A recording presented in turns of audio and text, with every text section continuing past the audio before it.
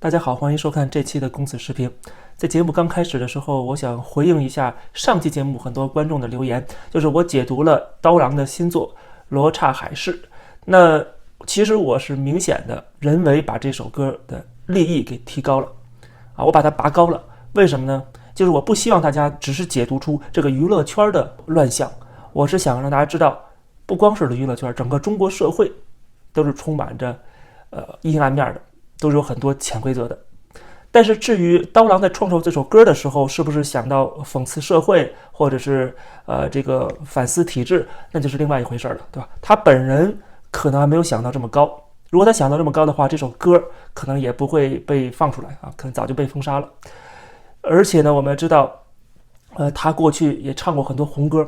这个夸奖共产党来了之后对中国带来翻天覆地的变化，农民翻身做主人等等等等，思想意识可能还局限于小农的层次。我觉得现在又走向另外一个极端，就是他如果有自己的受众，大家喜欢听的歌没有任何问题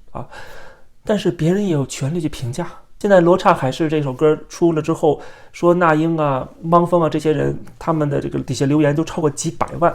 都在骂他们。我觉得这种做法，这种网络暴力也没有任何必要，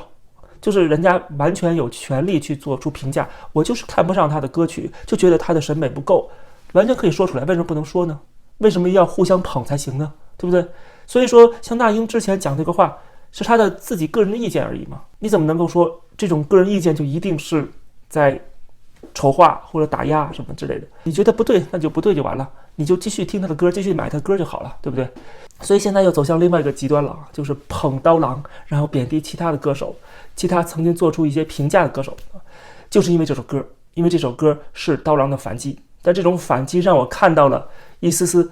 文化大革命的气息，就是大家都站出来了，然后这个最高领袖一个指示大家都去批判某些人某些作品，我觉得没有必要。只要像那英他们这些人，他们自己个人评价一下，没有通过公权力去打压别人。那英也只是一个歌手，那英也可能随时被封杀，对吧？最高的权力是谁？谁掌握生杀大权？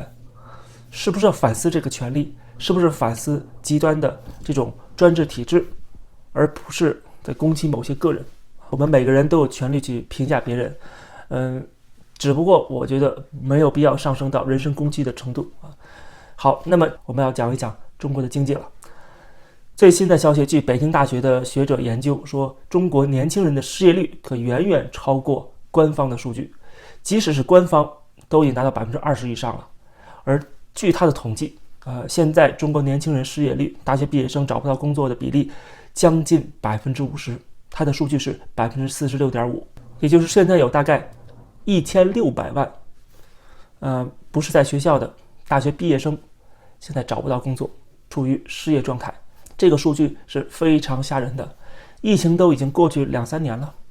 但是我们看到了，现在中国的经济没有任何的反弹的迹象，也没有任何的好转，而且在每况愈下。日经新闻网说，中国现在失业率，官方的失业率的这个数据就已经超过美国的3倍了。然后我们看南华早报也采访了一些正在找工作的年轻人，其中有一个人他姓张，在深圳的一家锂电池工作，说工作6个月之后，这公司的营收因为每年都在减少，所以把他和公司400名应届毕业生其中的一半都解雇了，所以他只能够打零工度日。然后还有一个人是21岁的，他在深圳的一家影视公司工作2个月就被解雇，回到了湖南老家，从事这个家政服务的行业，正在接受培训，每个月只有2000元人民币的收入。他说他要跟今年毕业进入劳动市场的1000多万人去竞争。还有另外一个人26岁，他毕业于贵州师范大学的政治学和公共管理专业，但是结果呢，现在在广东省去当一个女佣。他说他的选择不是家政工作，过了这半年的过渡期之后，他还是希望能够参加公务员考试，进入体制内，有一个稳妥的铁饭碗。那我们看到今天的这些年轻人，他们的目前遇到的困难，可是问题铁饭碗就这么多。今天在中国考公务员的竞争有多大？而且呢，政府其实也在不停在扩张这个官僚体系就越来越臃肿。那么当然这个效率也会越来越低下。有能力的人，有潜力的人，最后都是为了混一个铁饭碗去挤破头。你想想，这个社会，这个国家能够有真正的创新吗？能够有真正的进步吗？所有人都想去当官，都想每天拿个报纸喝杯茶就混一天。而且注意，这些人还是精英啊，考公务员的人可都是精英啊，一般人也考不上，对不对？要不然是精英，要不然家里有关系的，家里是精英。这样的社会是在扼杀民间的活力，最终导致结果不言而喻。难怪全球的企业都在纷纷的要抛弃中国。据路透社的报道说，现在海外的资本家已经正在把中国踢出到这个他们投资的新兴市场当中。他用的标题是 dumping， 就是扔垃圾的那个词儿啊，把它甩开扔掉。据路透社引述的统计，就在今年的第2个季度 ，Focus 聚焦在中国的这些对冲基金就超过6亿7400万逃出。但是你说这是大趋势使然吗？还不是。与此同时，流入到中国以外的新兴市场的资本就超过10亿美金。这一对比就可以看得出来，实际上大家并没有放弃新兴市场，还在积极投资，还在不停的追加投资，只不过不再是中国。不仅不再是中国，已经在中国的资金还在疯狂的外流。据晨星追踪的数据显示，对中国投资的这个对冲基金，其中最多的10家的规模已经比2021年的顶峰暴跌了超过40%。有一个投资者他说，在过去的6到12个月，几乎没有一个是问关于对中国投资的这方面的信息的，就是大家已经失去兴趣了，而且还得赶快逃离，减少风险。这些资本可都是不考虑什么人权呐、价值观呐、独裁不独裁无所谓的，这些只是哪儿赚钱去哪儿的。这些国际游资都是这么想的，都是做出这样的选择。你想象一下，对吧？可见在中国，它不只是说政治上跟西方的冲突，在经济上呢，也在不停脱钩。就算西方的资本再喜欢中国，他们也只是认钱的，不是认中国这个名号的。当你不能够再提供经济上的利益的时候，他们会迅速的抛弃你。所以中国政府指望着说华尔街可以替中国说话，可以救中国，这有个前提条件呢，你得让人赚钱，对吧？人赚不到钱了，那一切都免谈了。他们会立刻发现，即使这些华尔街过去多么亲中的人，都会突然变成鹰派。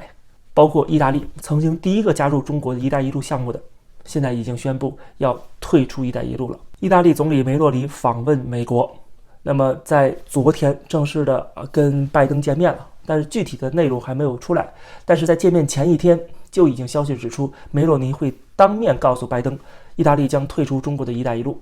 这也是对美国的一个示好，也就是意大利要选边站了。意大利可是整个欧洲最亲中的国家，如果意大利都这么选择了，可想而知其他的国家。而且七国集团已经推出了一个替代项目，叫做全球基础设施和投资伙伴关系，这可以被看作是美国版的一带一路。七大工业国是集体联合起来去搞的一个项目，它的吸引力必然会大过中国单独自己搞的那个一带一路的。而且中国还要搞什么一带一路的论坛啊，要邀请各国参与。但是据华尔街日报的报道呢，说欧洲正在试图规避，可能会婉拒出席这个会议。那么这也说明欧洲要试图跟中国拉开距离。看了这么多的新闻报道，看了这么多的数据，你还相信习近平的所谓时与势都在中国这一边吗？很明显，时与势都不在中国这一边了。现在只有俄罗斯在中国这一边，而且即使是俄罗斯，也是泥菩萨过河，自身难保。而且就在这几天，美国各大媒体都报道了美国的一项报告，这个报告指出，中国的国有企业正在试图帮助俄罗斯在乌克兰战场上取得优势啊，也就是提供了导航的设备，还有这个战斗机的零件。这个报告当中还指出，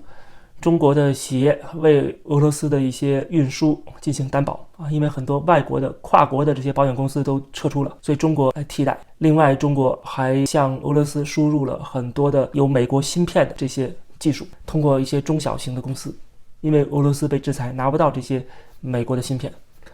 所以中国在各方各面都在全面的支撑俄罗斯，更不要说文章也提到了中国疯狂的购买俄罗斯的能源，通过这种方式向俄罗斯输送资金，不就是在帮助俄罗斯入侵乌克兰吗？所以说中国在国际舞台上扮演一个假装中立的一个角色，早就已经破产了，全世界都已经看得非常清楚，你就是战争的帮凶，现在是战争的帮凶，那未来还可能成为战争的主犯。所以说脱钩为什么一点一点的进行？欧洲要跟中国慢慢的拉开距离。第一，这是符合大趋势的啊，中国是潜在的敌人。第二呢，就是因为中国的体量太大了，经济体量太大，跟西方的贸易额太高，所以说也不可能一刀切。但是随着中国经济的下行，随着竞争力越来越低，在中国的商机越来越小，所以说自然而然这个脱钩就是必然的了。再加上在政治上、外交上、意识形态价值观都是敌人，所以整个趋势我们就看得非常明显了。今天对付中国出现了一个变数，就是有俄罗斯，所以说现在等于是要对付俄罗斯跟中国连在一起，那这个成本就大大的升高了。其实我们在做这个节目很早之前就讲过了，最好的按照这个国际策略，就是对付俄罗斯应该是怀柔政策，应该分间离析俄罗斯跟中国的关系。但是没有办法，因为乌克兰战争的打响，你任何说缓和跟俄罗斯的矛盾都被看作是出卖乌克兰，在政治上都是政治不正确，所以这导致了有些策略这个做法是不能够讲究特别理性了，对吧？因为大家比较感性了。至少美国政府还是有残留一丝的理性的。北约到今天为止都没有出兵，知道这么做跟俄罗斯的全面战争是不利于地区的和平，更不利于未来对付中国。欧洲地区由欧盟，他们应该有足够的实力去解决。美国应该把更多的焦点聚焦在印太，聚焦在对中国的第一岛链的维度上。总之呢，现在没有办法说这么多都已经没有用了。现在俄罗斯跟中国已经逐渐的不断的深度绑定了，那可能会拖延西方对中国的制裁跟围堵。毕竟俄罗斯是个核大国，现在北约又不愿意跟俄罗斯正面对抗，怕引发核战争。那么普京什么时候能够下台？普京如果不下台的话，一直拖下去的话，得到中国的供养的话，那么双方的关系越来越紧密，形成一个军事联盟。那么未来如果想解决中国问题，或者是对付中国，那是不是要引发全球规模的大战？这都是一个疑问，我们静观其变。好，感谢收看这期的公子视频，欢迎大家点击订阅这个频道，我们下期节目再见。